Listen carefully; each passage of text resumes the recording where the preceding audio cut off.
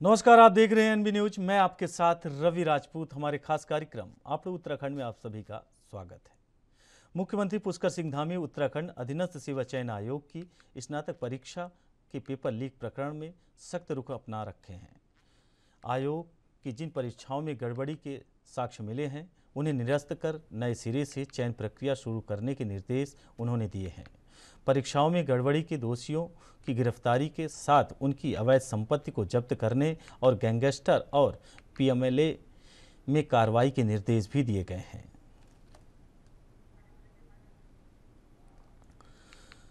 वहीं उत्तराखंड के गदरपुर में 4 दिवसीय 33वीं राष्ट्रीय canoe sprint senior man and women championship का गुलभोज में आयोजन किया गया।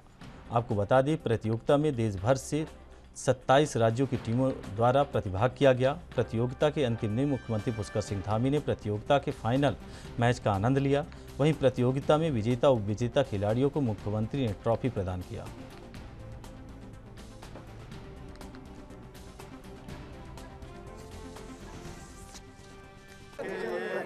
बड़ा अद्भुत था कि नॉर्थ इंडिया में पहली बार इस प्रकार की कमेरिंग प्रतियोगिता यहाँ पर इसमें 700 से भी ज़्यादा खिलाड़ियों ने भाग लिया।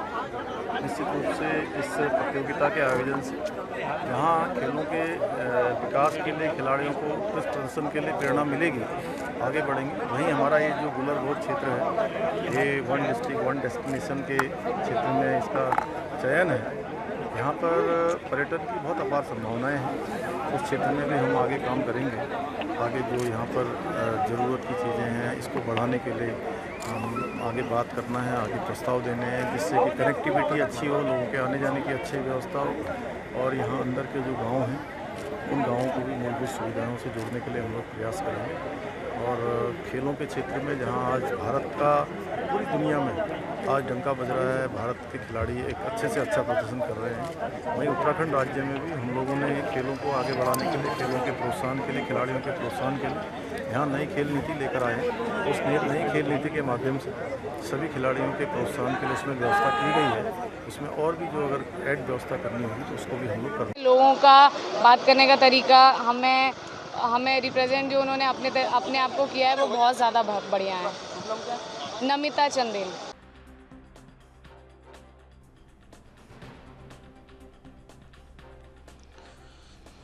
वहीं गदरपुर में 4 दिवसीय 33वीं राष्ट्रीय canoe sprint senior man and women championship का आयोजन किया गया। आपको बता दें, गुलरभोज स्थित बौर जलाशय में यह आयोजन किया गया। वहीं प्रतियोगिता में देश भर से 27 राज्यों की टीमों ने प्रतिभाग किया। प्रतियोगिता के अंतिम दिन मुख्यमंत्री पुष्कर सिंह धामी ने प्रतियोगिता के फाइनल मैच का आनंद लिया।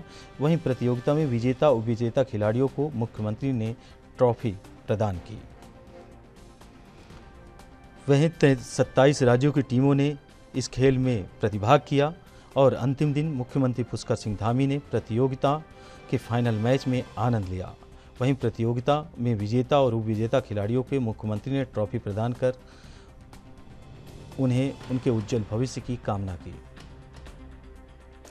आपको बता दें, 33वीं राष्ट्रीय canoe sprint senior man and women championship का गुलरभोज स्थित बौर जलाशय में 4 दिनों तक चलने वाली प्रतियोगिता में दिन भर से 27 राज्यों की टीमें द्वारा प्रतिभाग किया गया है। प्रतियोगिता के अंतिम दिन मुख्यमंत्री पुष्कर सिंह धामी ने खिलाड़ियों से मिले और उनका सम्मान किया और उन्हें ट्रॉफी वितरित की। वहीं मुख्यमंत्री पुष्कर सिंह धामी ने खिलाड़ियों के उज्जवल भविष्य की कामना की। उन्होंने कहा कि उत्तराखंड खेल में आगे बढ़ रहा है। आने वाले समय में उत्तराखंड और बड़े खेलों का आयोजन करेगा। वहीं 27 राज्यों की टीमों ने प्रतिभाग किया इस खेल में। वहीं मुख्यमंत्री पुष्कर सिंह धामी के साथ कई और मंत्री मौजूद रहे।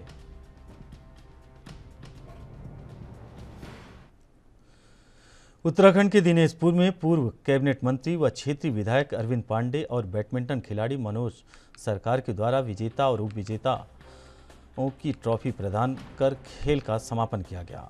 पूर्व कैबिनेट मंत्री अरविंद पांडे ने कहा कि प्रेमा विश्वास को हर संभव मदद किया जाएगा। जापान में होने वाली प्रतियोगिता में प्रेमा विश्वास अवश्य भाग लेंगी। इस दौरान उन्होंने कहा कि आज का युवा नशे की ओर ज़्यादा अग्रसर हो रहा है, उन्हें इधर उधर भटकने की ज़रूरत नहीं होनी चाहिए।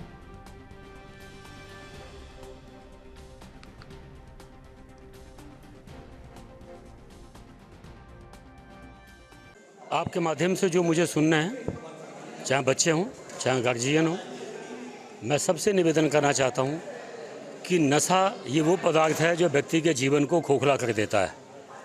इससे हम सबको बचना चाहिए और बच्चों को नशे से हटाने के लिए यह भी एक बहुत प्रमुख विधा है कि प्लेटफॉर्म अच्छे होने चाहिए, जैसे स्टेडियम, आउटडोर इंडोर स्टेडियम, अच्छे स्कूल, ऑडिटोरियम का उद्घाटन।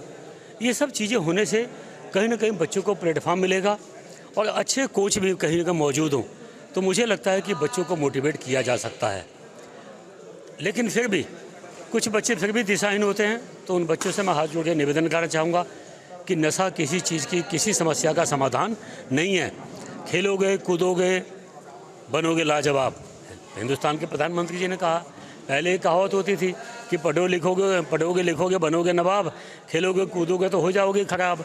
लेकिन प्रधानमंत्री जी ने इसको साबित किया कि पढ़ोगे लिखोगे बनोगे नवाब, कोई दिक्कत नहीं है, लेकिन खेलोगे कूदोगे और मेडल जीतोगे तो बनोगे लाजवाब। उसको हमारे देश के खिलाड़ियों ने साबित किया है। देखिए, मैं आपके माध्यम से यही कहूँगा कि जब मैं पैरालंपिक में मैच जीत के आया तो बहुत मीडिया वालों ने और बहुत लोगों ने सपोर्ट करा और उन्होंने मुझसे यही क्वेश्चन किया था। तो मैंने उनसे एक बात कही थी कि सबसे पहले जो प्रॉब्लम्स होती है ना, सबसे पहली जो बात होती है स्टेप्स का। तो हमें अपने घर से पहला कदम निकालना होता है।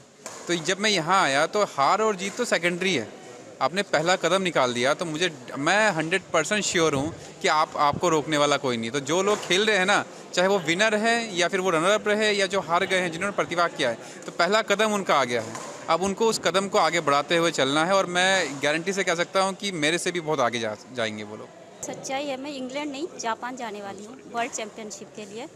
उसमें मेरा डबल्स में क्वालिफाई हुआ है, जो कि बहुत बड़ी बात है। क्वालिफाई इतना होता नहीं है, बहुत मुश्किल से होता है।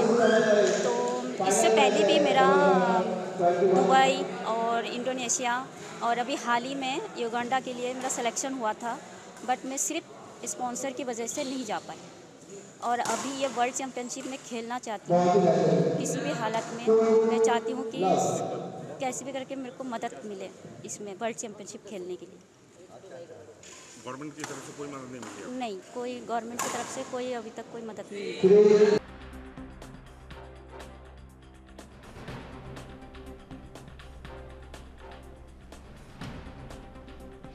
वहीं आपको बता दें कि बैडमिंटन खिलाड़ी मनोज सरकार के द्वारा विजेता और उपविजेताओं को ट्रॉफी प्रदान कर खेल का समापन किया गया।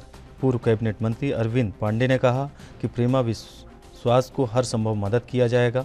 जापान में होने वाली प्रतियोगिता में प्रेमा विश्वास अवश्य भाग लेंगी। इस दौरान उन्होंने कहा कि आज का युवा नशे की ओर ज़्यादा अग्रसर हो रहा है।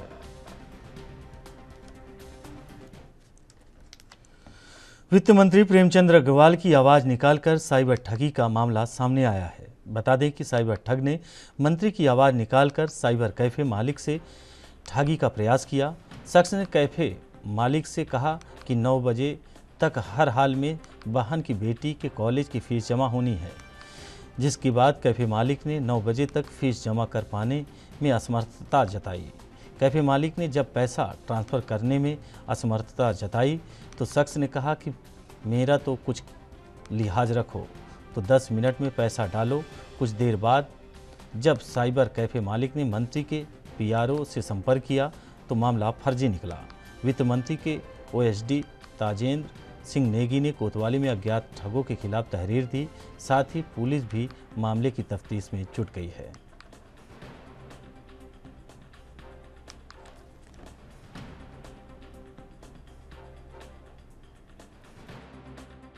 और कैबिनेट की मीटिंग के बाद मुझे एक जानकारी मिली कि कोई व्यक्ति मेरे नाम से किसी अधिकारी से पैसे मांग रहा है। तो ये प्रचलन जिस प्रकार से बढ़ रहा है वास्तव में चिंताजनक भी है। मैंने तुरंत इसके लिए अपने ओएसडी से कह के उसके खिलाफ रिपोर्ट दर्ज कराई है और उम्मीद कर रहा हूँ जल्द जो भी व्यक्ति इस प्रकार की घटना को चला रहा था या कर रहा था वो निश्चित रूप से उसके खिलाफ पुलिस कार्रवाई करेगी और ऐसी कार्रवाई भी हो कि जो आने वाले टाइम पे इस प्रकार की घटनाएं ना हों, क्योंकि हम तो कई बार देखने में आता है कि फर्जी लोग इस प्रकार के जो काम करते हैं वास्तव में उनका मनोबल बढ़ रहा है, तो मनोबल बढ़ना नहीं चाहिए। अच्छा,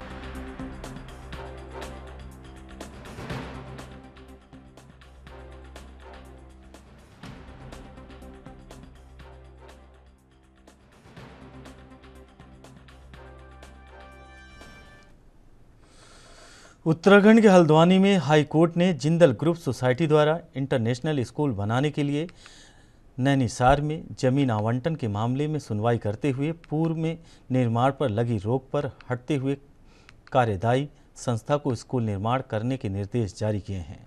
वहीं सुनवाई के दौरान अधिवक्ता अवतार सिंह ने कोर्ट को अवगत कराया कि स्कूल के बनने से क्षेत्र के बच्चों को बेहतर शिक्षा के अवसर मिलने के साथ ही स्थानीय लोगों को रोजगार भी मिलेगा।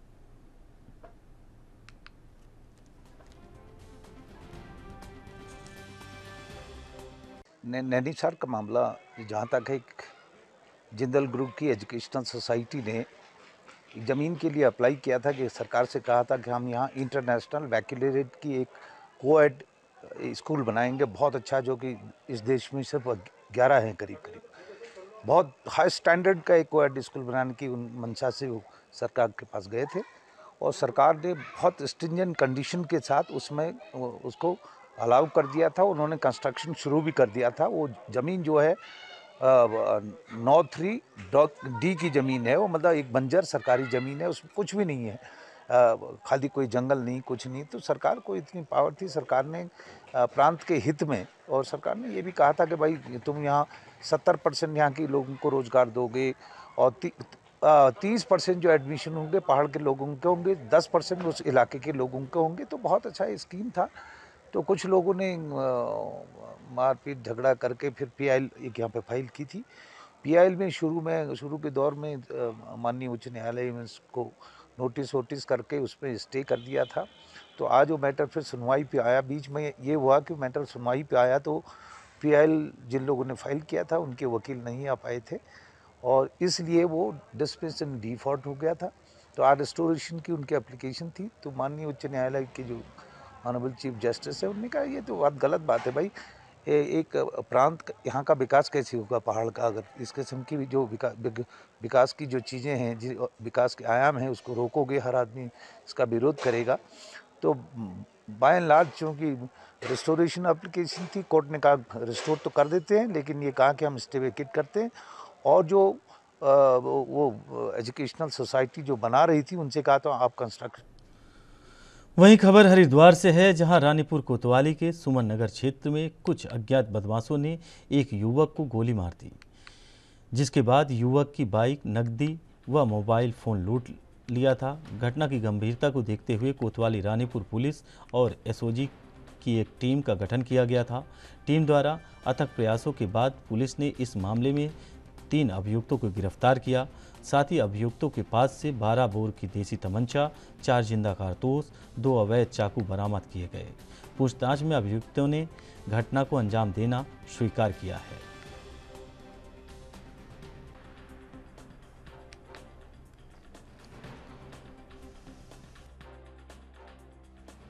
सुमन नगर में लूट और गोली मारने का घटना आई थी, जिसमें बाइक को लूट लिया गया था, मोबाइल को भी ले लिया गया था और जो पीड़ित है सुमन नगर में लूट और गोली मारने का घटना आई थी, जिसमें बाइक को लूट लिया गया था, मोबाइल को भी ले लिया गया था और जो पीड़ित है। उत्तराखंड के रुड़की में नगर निगम के सभागार में उत्तराखंड अन्य पिछड़ा वर्ग आयोग के अंतर्गत जनसंवाद कार्यक्रम का आयोजन किया गया। जनसंवाद कार्यक्रम में पीड़ित लोगों की समस्याओं को सुना गया और उनको गंभीरता से लिया गया। आज जनसंवाद कार्यक्रम में 40 विभिन्न समस्या आई हैं, जिनमें 40 समस्याओं का निस्तारण कराया गया और 16 समस्याओं के जल्द निस्तारण के निर्देश दिए गए। जनसंवाद कार्यक्रम में बिजली, पानी, अतिक्रमण आदि समस्या आई हैं। नगर निगम के स्वास्थ्य अधिकारी को भी फटकार लगाई गई और कुछ अधिकारी नदारत मिले।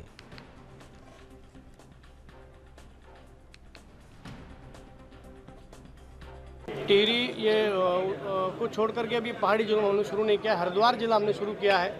अभी उत्तराखंड के सभी जिलों में हम लोग समीक्षा बैठकें कर चुके हैं और अभी हरिद्वार जिले से हमने विकासखंड स्तर पर कैंप लगाने शुरू करे हैं जन सुनवाई के जन संवाद के। चूँकि हरिद्वार जिला उत्तराखंड का ऐसा जिला है जिसमें 57 से 60 के आसपास यहाँ पर पिछड़े समाज की जनसंख्या है। उसके बाद उधम सिंह नगर भी बहुत बड़ा जिला है। तो हम पहले बड़े जिलों को के विकास खंडों को करने के बाद पहाड़ों में भी 3-3, 4-4 विकास खंड इसमें पिछड़ा वर्ग के समाज के लोग रहते हैं। तो हम लोग हमारा दूसरा स्टेप है समीक्षा बैठकों के बाद हम लोग विकासखंड स्तर पर पिछड़ा वर्ग के समाज के लोगों की क्या क्या समस्याएं हैं, उनको सरकार की योजनाओं का लाभ मिल रहा है नहीं मिल रहा है, छात्रवृत्ति की समस्या है, अन्य बहुत सारी चीज़ें, प्रमाण पत्र की समस्या है ओबीसी के। तो उसके रूप में हम एक कैंप के माध्यम से उनकी जनसमस्याएं सुनते हैं। आज हमारा तीसरा दिन है। पहले दिन हम लक्सर थे, दूसरे दिन कल हम बेंगलोर में थे, आज हम रुड़की में, कल हमारा आयोग का जो कैंप है वो भगवानपुर में होगा। जी जी, आज हमारे पास लगभग 40 समस्याएं यहाँ पर आई हैं। 40 में से 24 का हमने यहीं पर निस्तारण हुआ है अधिकारियों के माध्यम से, और बाकी जो बची हैं वो कुछ शासन स्तर की हैं, कुछ सचिवों के माध्यम से होंगी। माननीय आयोग को हमने रखी है वो लेकर के, और कुछ माननीय। वहीं रुद्रपुर पुलिस और एसओजी की संयुक्त टीम ने NH 74 पर पेट्रोल पंप पर खड़े ट्रक में घुसकर पिता पुत्र को बंधक बनाकर ट्रक लूट का खुलासा हुआ है। आज एसएसपी उधम सिंह नगर के मंजूनाथ TC ने किया। इस मामले में पुलिस ने 4 लुटेरों को गिरफ्तार किया है, जबकि 3 आरोपी फरार हो गए हैं। पुलिस ने बताया कि पकड़े गए लुटेरे अंतर्राज्यीय गिरोह के सदस्य बताए गए हैं। पुलिस ने लूटा गया ट्रक भी बरामद कर लिया है।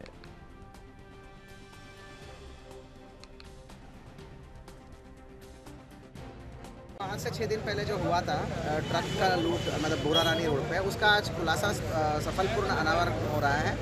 आज जो है हमने उस ट्रक लूट में जो इन्वॉल्व थे 4 अभियुक्त हमने गिरफ्तार कर लिया। इस प्रकार अंतर्राज्यीय इंटरस्टेट ट्रक लूट का गैंग को हमने पर्दाफाश किया। ये दूसरे ट्रक को भी लूटने का इरादे से यहाँ इस तरफ आए थे। तो ये सारे चौंकाने वाले चीज़ें हमें पता चला है।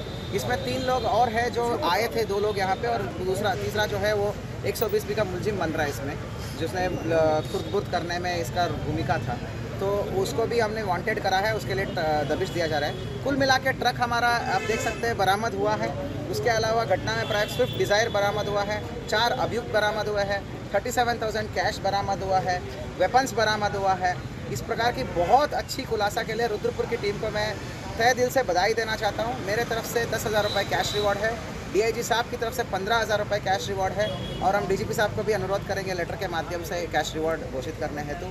और इस प्रकार प्रोफेशनल पुलिसिंग दिखा के हमने हमेशा ये लोगों के मन में ये कॉन्फिडेंस दिलाया है कि प्रोफेशनल पुलिसिंग करने से पुलिसिंग में रिजल्ट मिलता है। इस प्रोफेशनल पुलिसिंग में, क्योंकि 550 से भी अधिक कैमरा देखा था, इसका रिजल्ट है। इस प्रोफेशनल पुलिसिंग को मेरा हैट्स ऑफ है, मेरा सल्यूट है पूरी टीम को। अच्छा टीम है ये।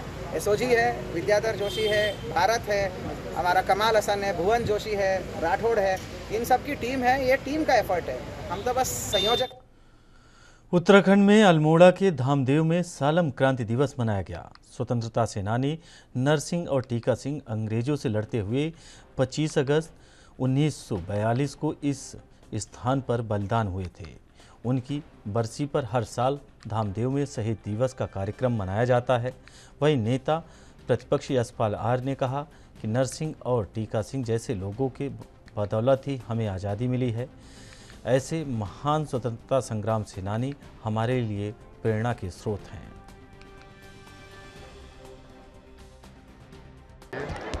देखिए, निश्चित रूप से मैं सालम क्रांति के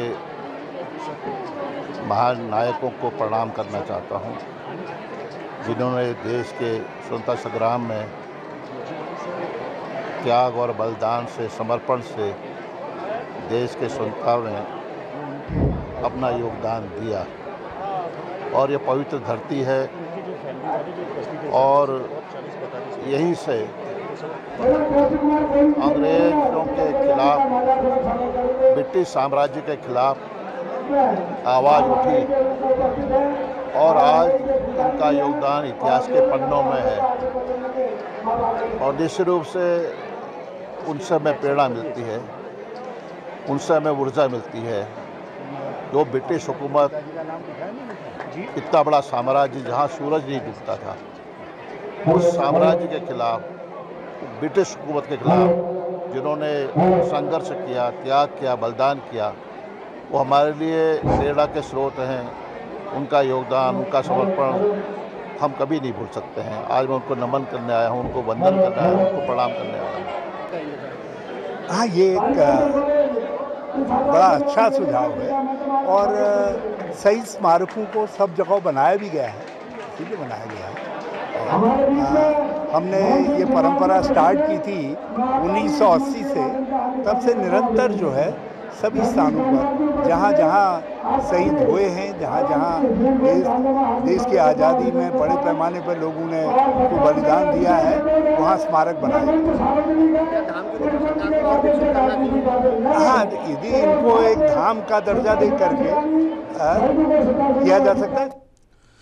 उत्तराखंड के ऋषिकेश में शटर तोड़कर दुकान से मोबाइल चुराने वाले 2 युवकों को पुलिस ने गिरफ्तार कर लिया है। वहीं आरोपी के कब्जे से चोरी किए गए मोबाइल भी बरामद हुए हैं। पीड़ित ने पुलिस को तहरीर देकर चारों के खिलाफ मुकदमा दर्ज कराते हुए कार्रवाई की मांग की है।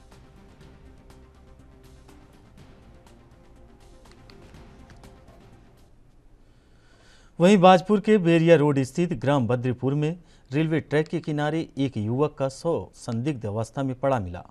शव मिलने की सूचना से क्षेत्र में हड़कंप मच गया। घटना की सूचना मिलने पर पुलिस मौके पर पहुंची और जहां पुलिस ने शव को कब्जे में लेकर पोस्टमार्टम के लिए भेज दिया है। वहीं लोगों ने शव की पहचान उत्तर प्रदेश के मिलक खानम निवासी विक्की के रूप में की है। सूचना मिलने पर मृतक के परिजनों भी मौके पर पहुंच गए हैं।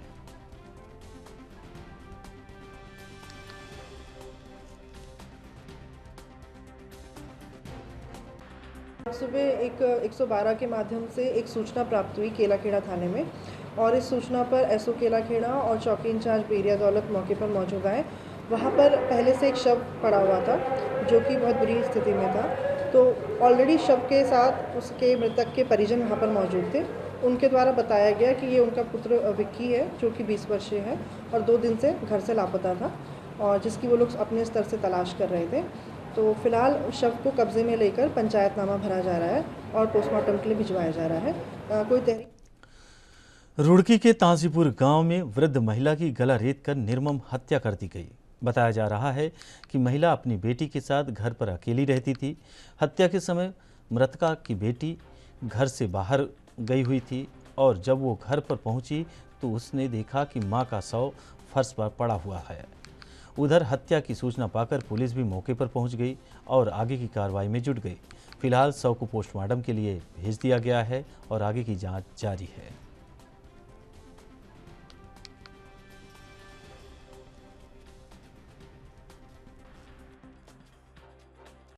आज जो है एक व्यक्ति द्वारा थाने में सूचना दी गई कि ताशीपुर गांव में एक लीलावती नाम की वृद्ध महिला है, उसका शव उसके घर में पड़ा हुआ है। इस पर यहाँ पुलिस आई, उसकी महिला के शव को जो है उसका निरीक्षण कर उसको पंचायतनामे के लिए भेजा जा रहा है। इसके जो है किसी धारदार हत्या होने का। उत्तराखंड के थराली में भारी बारिश के चलते जनजीवन अस्त व्यस्त हो गया है। वहीं स्कूली बच्चों से लेकर आम आदमी गड्ढों में जल भराव की समस्याओं से जूझ रहे हैं। आरोप है कि यहां सड़क सुधारीकरण के नाम पर करोड़ों रुपए खर्च किए जा चुके हैं, लेकिन इसके बावजूद बरसात आते ही बारिश लोक निर्माण विभाग के कार्यों की पोल खोल कर रख दिया है।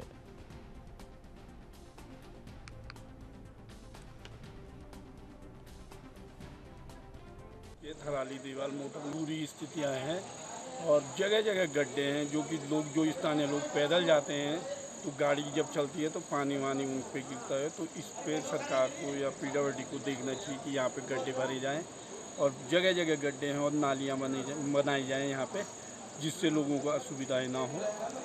दिक्कत की बात है। थराली से और केदारगढ़ मार्केट के बीच में जो सड़क के बहुत बुरे हाल हो रखे हैं और हमने अभी सांसद मेरे से निवेदन किया था कि इन गड्ढों को प्रॉपर तरीके से भरवा दें, जिससे कि जैसे शिशु मंदिर के बच्चे, विद्यालय के बच्चे, जितने भी लोग जाते हैं उनको बड़ी परेशानी का सामना करना पड़ता है। तो हमारा उनसे निवेदन है कि कृपया आप अभी भी तत्काल इस पर ध्यान दें और इन गड्ढों को भरवा करके जो। वहीं देहरादून में राज्य स्तरीय बैंकर समिति की बैठक हुई, जिसमें सीएम पुष्कर सिंह धामी के साथ ही शहरी विकास मंत्री प्रेमचंद अग्रवाल और भारी संख्या में बैंक के प्रतिनिधियों ने हिस्सा लिया। इस मौके पर प्रदेश में लोन की स्थिति के साथ ही केंद्र और राज्य सरकार की योजनाओं के बारे में भी चर्चा की गई। खासतौर से प्रधानमंत्री रोजगार सृजन योजना, मुख्यमंत्री स्वरोजगार योजना, वीर चंद्र सिंह गढ़वाली पर्यटन स्वरोजगार योजना के साथ ही कई योजनाओं के बारे में भी चर्चा की गई।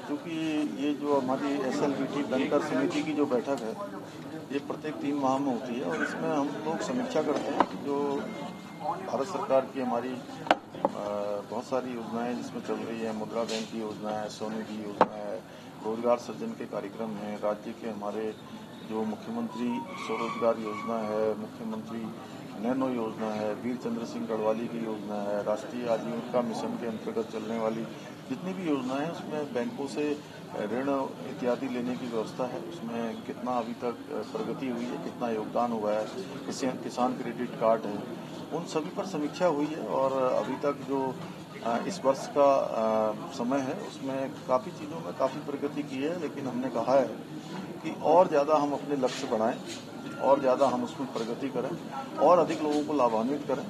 और जो माननीय प्रधानमंत्री जी का भी एक सपना है कि सभी जो हमारे वेंडर से लेकर छोटे से लेकर बड़े उद्योग समूह तक वो देश की जो हमारी 5 ट्रिलियन इकोनॉमी होनी है उस इकोनॉमी में योगदान दें, तो उसमें हमारे बैंकों की बहुत बड़ी भूमिका होने वाली है। इसलिए बैंक के लोगों को हमने कहा कि वह इस दिशा में केवल फॉर्मल होके नहीं, औपचारिकताओं के अलावा भी थोड़ा आगे बढ़ के और जहाँ पर कमी है, रिजेक्शन जो फॉर्म हो जाते हैं वो क्यों होते हैं और सभी का फॉर्मेट एक जैसा हो, सभी बैंक और हमारा शासन सरकार हम मिलकर कुछ ऐसे काम करें जिससे कि लोगों में जागरूकता आए, उसके कैंप लगाए जाएं और ब्लॉक स्तर पर भी इस समिति को एक्टिव किया जाए, जिससे कि वहाँ के लोगों को इन सब। फिलहाल आप उत्तराखंड में हमारे साथ इतना ही। बाकी खबरों से जुड़े रहने के लिए देखते रहिए ANB न्यूज़। नमस्कार।